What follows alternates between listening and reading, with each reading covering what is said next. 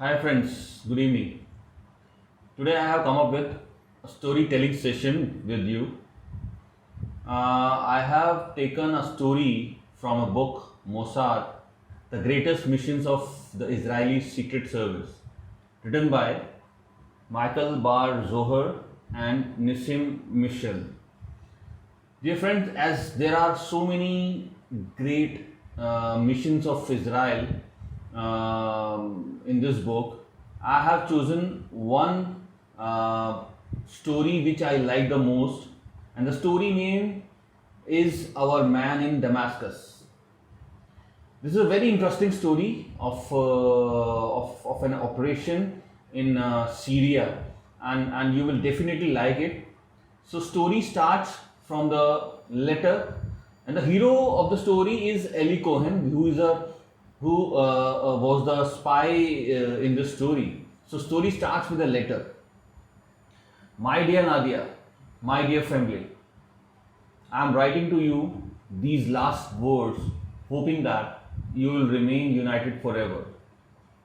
I ask my wife to forgive me, to take care of herself, and to give a good education to our children.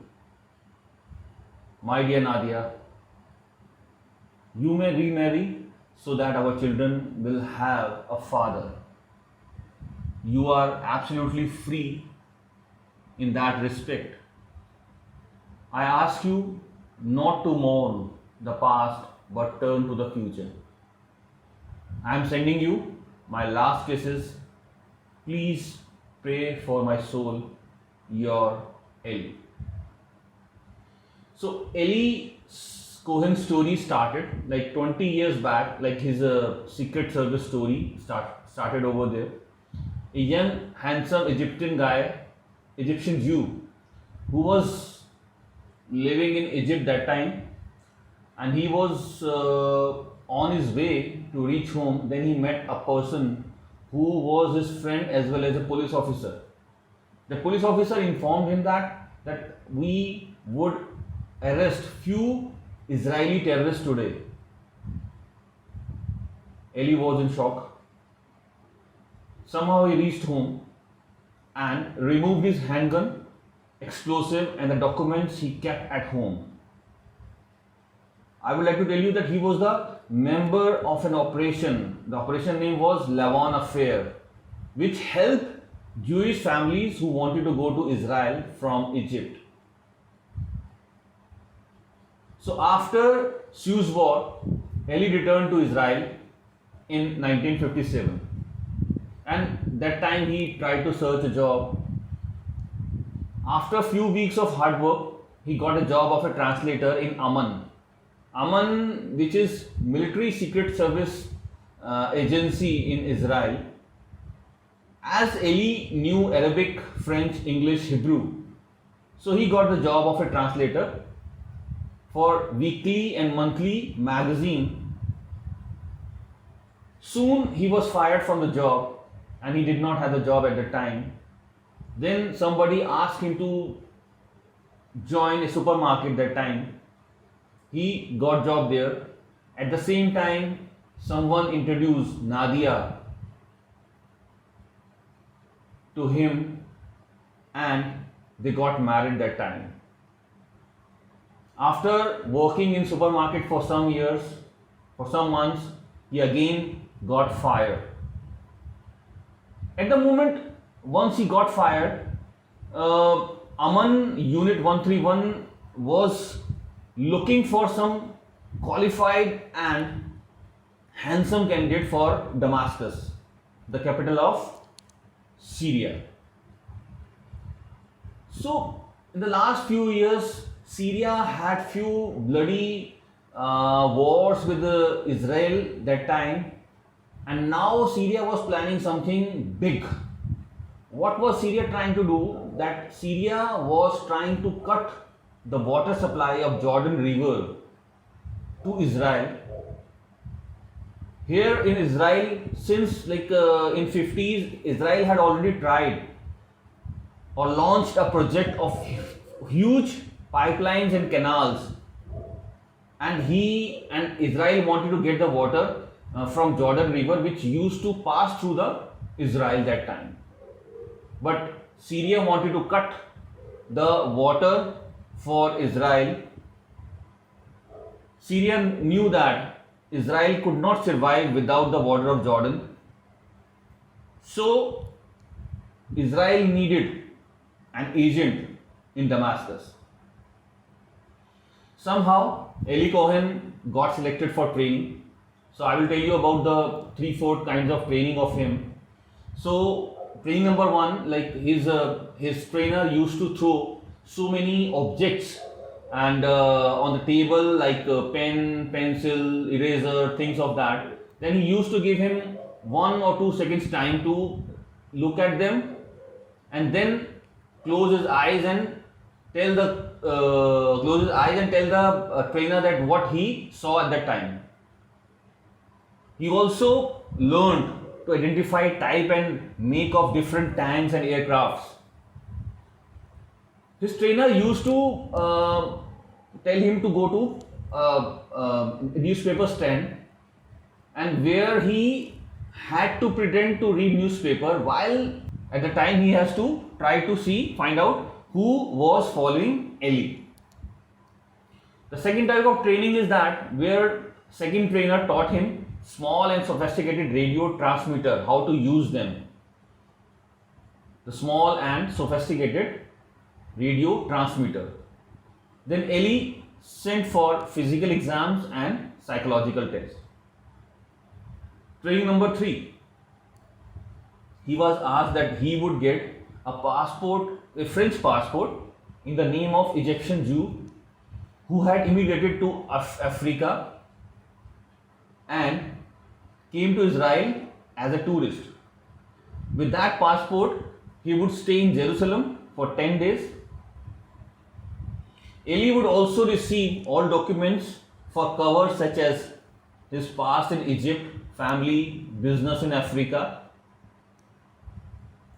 Here he would only speak French and Arabic and try to mingle with local people without revealing his identity. Training number 4, he met a sheikh who taught him the Quran and the Muslim prayers. Eli tried his best, but he was not able to concentrate on it. He used to make so many mistakes at the time. Then his teacher told him that don't worry, in case somebody asks me, then you can say that I was not a devout Muslim and had vague religious memories. Eli was told that soon he would get papers of a Syrian or an Iraqi citizen, though he was interested to get papers of Egypt.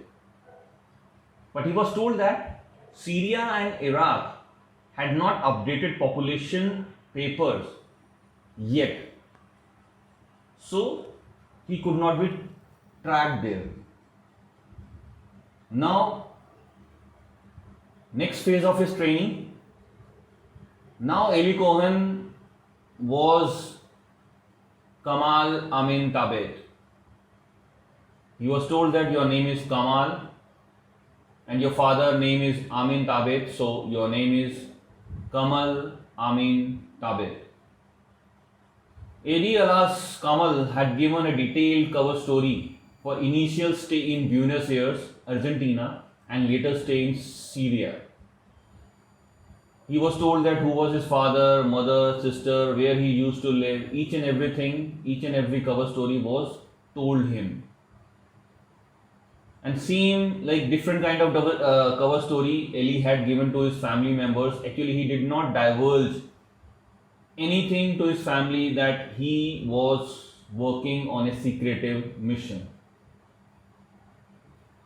Eli arrived in Buenos Aires, settled in a furnished apartment. He also got local teacher who taught him the Spanish language. 3 months later, Eli was ready for next stage.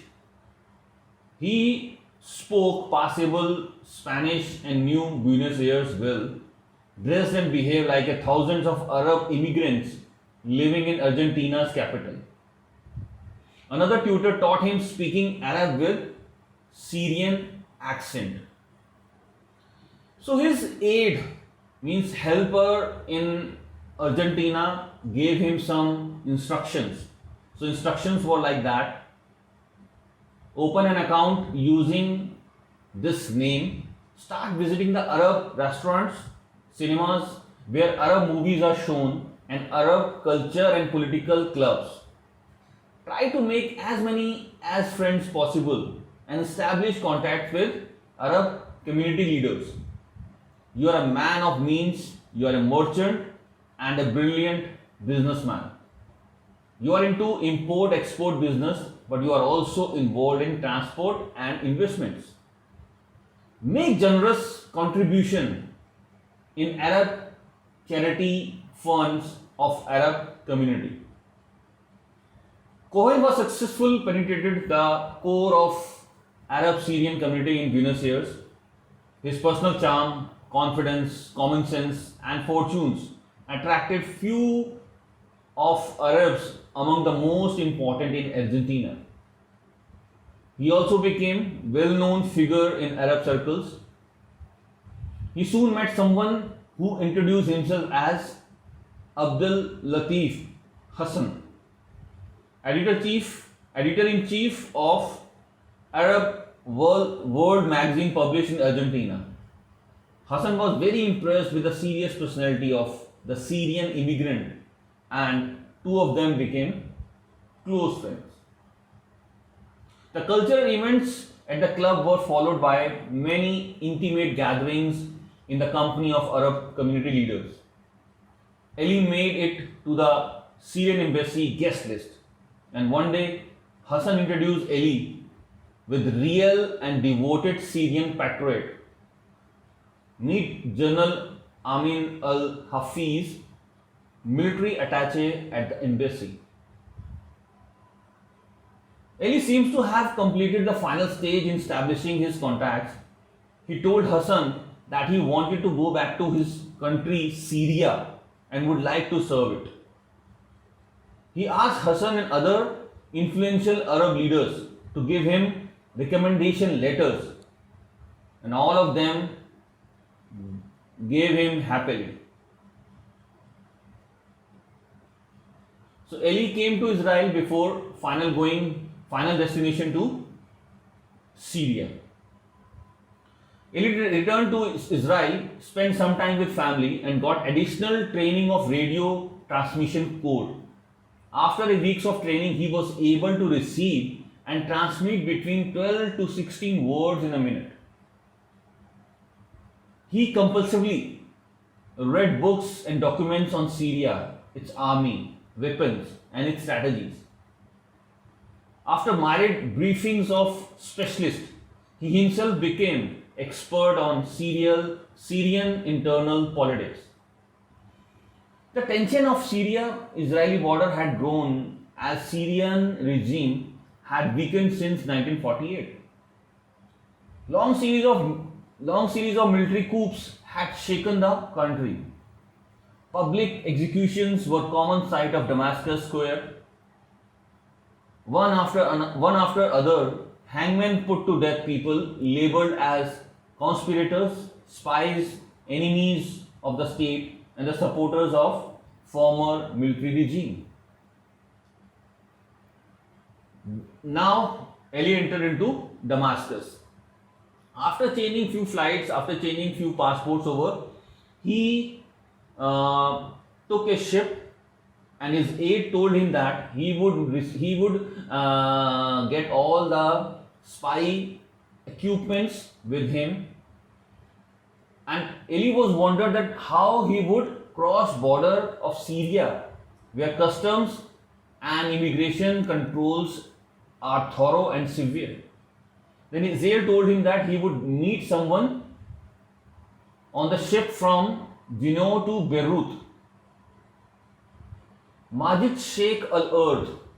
Majid was international entrepreneur and a well-known businessman of Damascus, and he had a car as well.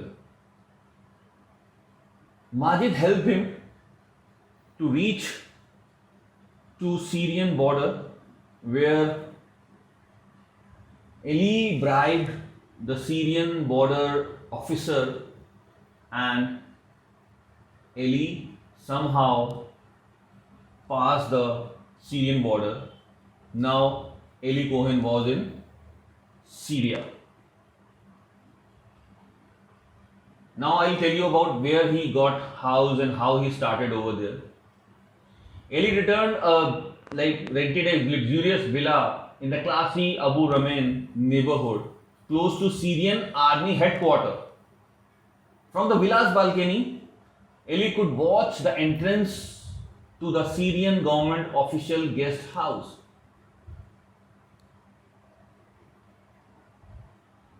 Here there are some foreign embassies, rich businessman home, and the official residence of nation's leader. Eli immediately concealed the secret equipment in various hiding places throughout the house. In order to avoid the risk of informers or traitors in his home household, he decided to refrain from hiring servants and live alone.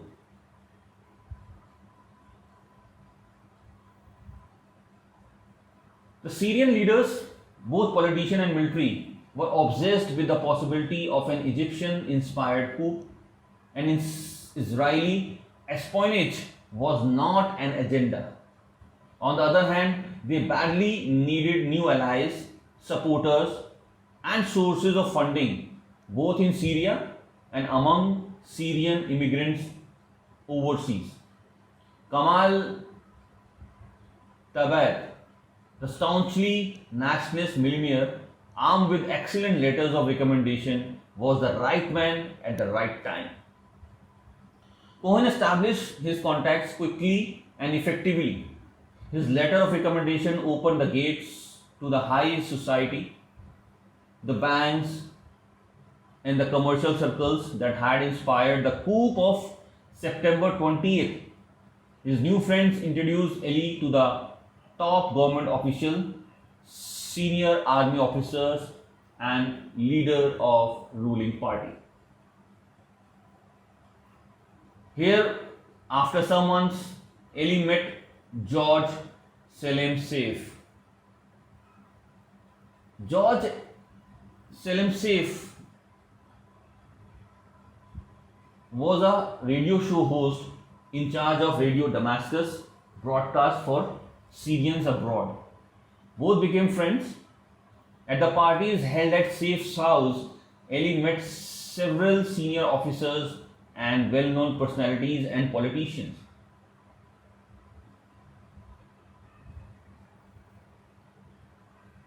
Then Eli started sending the messages to Israel. He started transmitting his messages to Israel daily at 8 a.m. and sometimes in the evening around 8 a.m. His broadcasts were carried under a foolproof cover. His transmitter were located in his villa, very close to army headquarters, which was the source of endless transmissions. Nobody can discern the difference between the Eli's broadcast and the myriad messages emanating from the army communication center. So you can see that it was a foolproof plan when Eli started sending the messages. Nobody had any idea that maybe during his stay in Israel, his seniors in Amman had equipped him with a miniature camera so he could photograph documents and sites. He had to conceal the microfilms in expensive boxes containing backgammon pieces. Eli would send backgammon pieces to friends in Argentina who would dispatch them to Israel using diplomatic pouches. Some of the first sending reports were on growing unrest in Syrian army and rising power of Ba'ath Socialist Party. Eli established contacts with Ba'ath Party leaders and contributed large sums of money. On March 8, 1963, a fresh coup shook Damascus. Army disposed the government and the Ba'ath Party was in power. General Hafiz, the friend of Eli, was appointed defense minister in Salah al-Bittar's cabinet. In July, fresh coup made General Hafiz President of Revolutionary and Head of State. Ali was now member of Inner Circle of Power. President Hafiz threw party after reigning power of Syria in a party group of officials, army officers back from border, discussed the military situation. They were joined by businessmen and engineers who were working on ambitious project diverting the tributaries of Jordan River. That party cost Tibet a fortune. He did not even blink. He had reached the apex of success, and it seemed that there was no door he could not open even. He had good friends in army headquarters. He regularly attended policy making meetings of Baath Party. Ali kept transmitting reports of military characters, name, function of senior officers, top secret military orders, and other items to Israel. He photographed and dispatched military maps, mostly the detailed blueprints of fortifications along Israeli border. He sent reports of new weapons introduced in Syrian military and also described Syrian capacity to observe new weapons. On 3 occasions, they took Ali to visit the Syrian positions along Israeli border. They let him see the fortification and the bunkers and showed him the weapons concentrated in the area and described their defensive and offensive plans.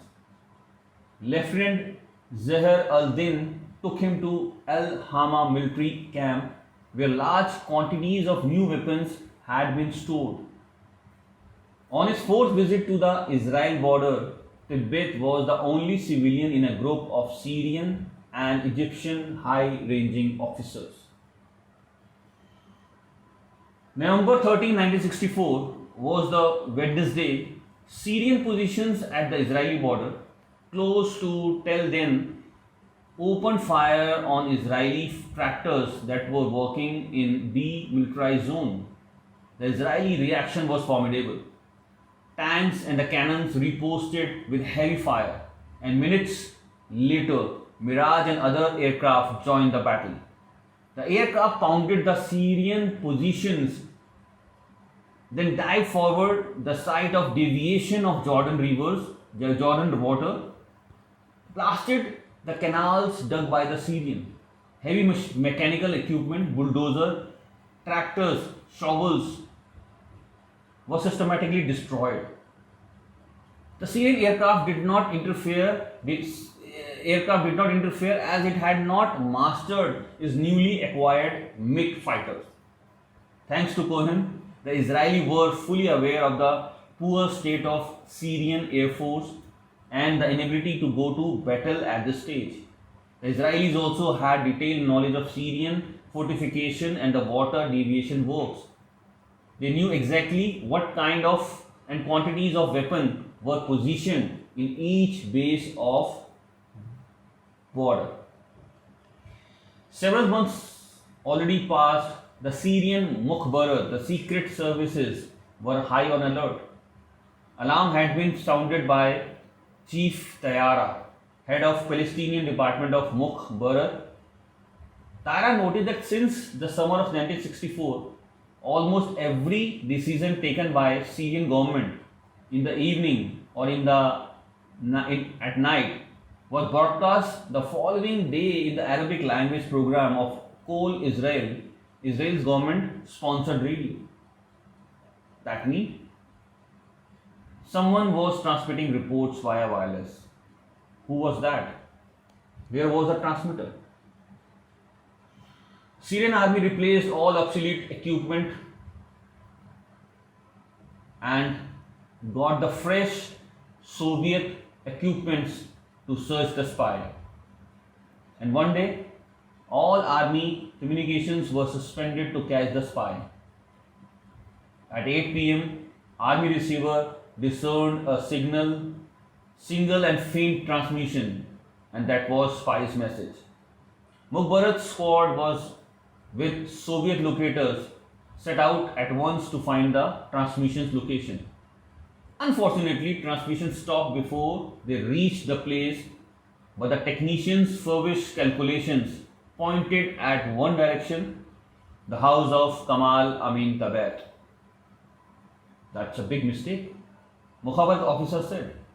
It was unthinkable that Tibet, whom the Baath party leaders want to appoint minister in the next cabinet, could be a spy.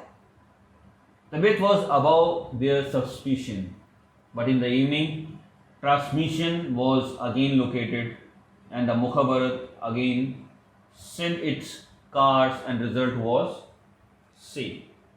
At 8 am on sunny January day, four armed Mukhabarat men stormed into the splendid house of Abu Ramain neighborhood. They broke the entrance gate, reached in bedroom, guns in their hand. The spy was there, but he was not sleeping. He was caught red-handed in the middle of sending transmission. The news spread like wildfire in Damascus. Fantastic, absurd, nonsense, blah blah. There were no words to express the shock and the disbelief of Syrian leaders when they heard this news. Could one of the leaders of ruling party, personal friend of president, a millionaire, socialite, be a spy? On January 24, 1965, Damascus finally announced the arrest of an important Israeli spy. 79 people were arrested in this connection. 400 people were questioned with connection with spy. Israeli government asked family of Cohen that one of the France's greatest lawyer, Jacques Mercier, had been appointed from the family side. Mercier asked for permission to defend Eli Cohen in this case, but permission was denied. The trial was started with almost empty stands, and finally on March 31st, the military court published its verdict that Eli Cohen, Majid Sheikh al-Ard, and Zahir al-Din were sentenced to death. Mercier launched a fresh effort. April and May 1965, Mercier visited Damascus 3 times with substantial offers.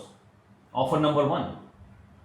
Israel was ready to send medicine to Syria and heavy agriculture equipment worth $1 million, but it was denied. Israel was ready to leave for 11 Syrian spies for Eli Cohen, but it was denied. Nadia Cohen presented clemency at Syrian embassy, but no use of it. On March 18th, in the middle of night, Eli Cohen was woken up. They dressed him in a long white gown and took him to Damascus marketplace. Eli faced the crowd, silent, resigned, but not defeated. The hangman was ready, and Eli was executed in the front of so many people. Eli became national hero for Israel, and hundreds of thousands of people attended his family grief. Nadia did not marry. Till now, Syria has refused to return his body to bury in Israel. So friends, this was the story of a great spy of Israel. I hope you must have enjoyed it. I hope that you would ask me to do some more storytelling session from the same book.